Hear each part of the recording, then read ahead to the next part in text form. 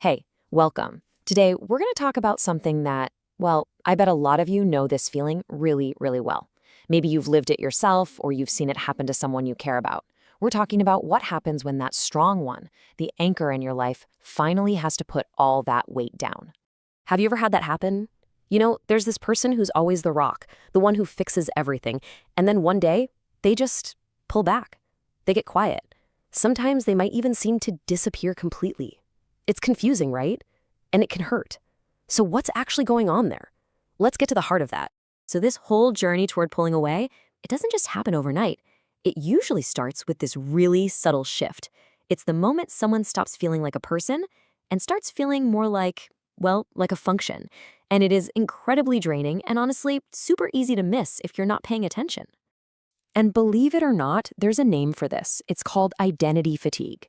Now, this isn't just about being tired from a long week. No, this is a deep, deep exhaustion that comes from being treated like a tool. You're the reliable one, the problem solver, the emotional sponge who can handle anything. You stop being a who and you start becoming a what. And this right here, this is the absolute heart of the matter. Look at the difference. A person is seen, they're heard, they're supported. They're allowed to have their own needs. But a function is just used. It's reliable. It provides a service. It fixes things for other people.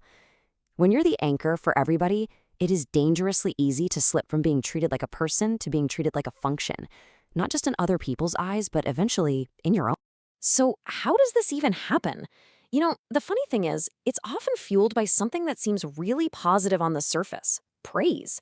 But you've got to understand there is a huge, huge difference between praise and actual genuine support. Oh, we've all heard this one. And listen, we've probably all said it, and with the best of intentions, right? But just stop and think for a second about the message that's really being sent here. This isn't support, it's an expectation. It doubles down on that role of being a function, the machine that never breaks. It basically tells the person, I don't really need to see your struggle because I just expect you to handle it. Now, contrast that with what real support sounds like.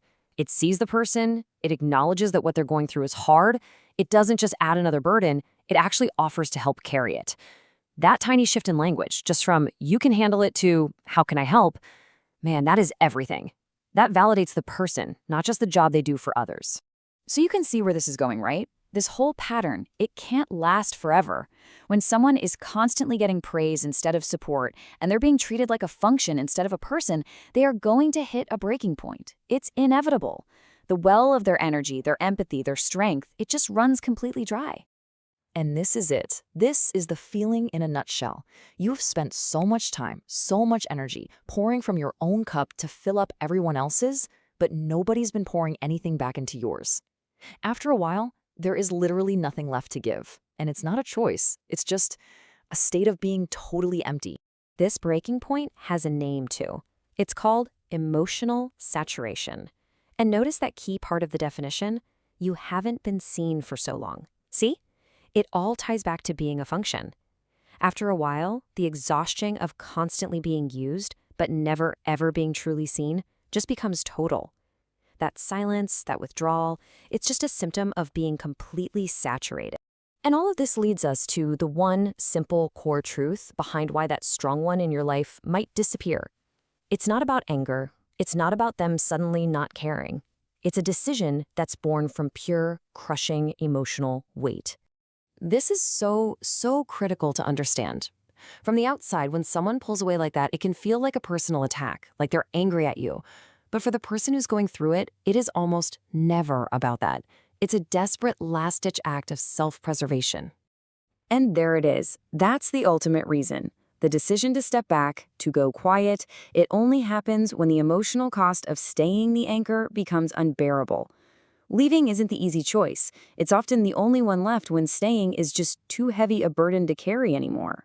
So we'll end with this question just to let it sit with you for a bit. In our own lives, in our friendships, in our families, when we rely on someone to be that anchor, we have to ask ourselves, who is supporting them? Are we seeing the person or are we just using the function they serve? Because every single anchor needs a harbor too.